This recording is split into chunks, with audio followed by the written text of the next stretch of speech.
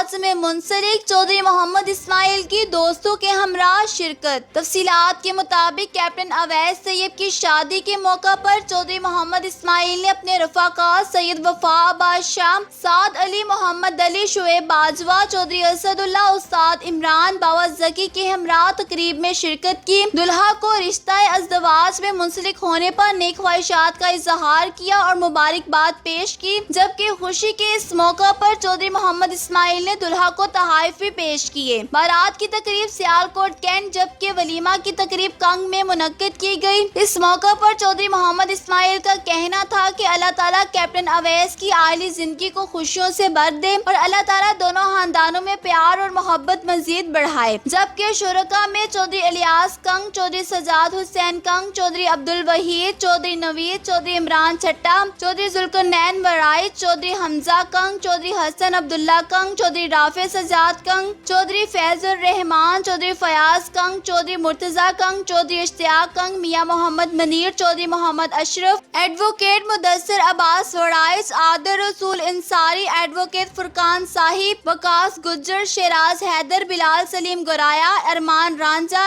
Zeeshan Gondal, captain دین، captain عریب، captain Zaheer, advocate ربیع الرحمان، advocate افسر S H O Chaudhry وقاص، وریام چودھری، زنید طور، advocate ریاض گوندل اور دیگر شامل تھے۔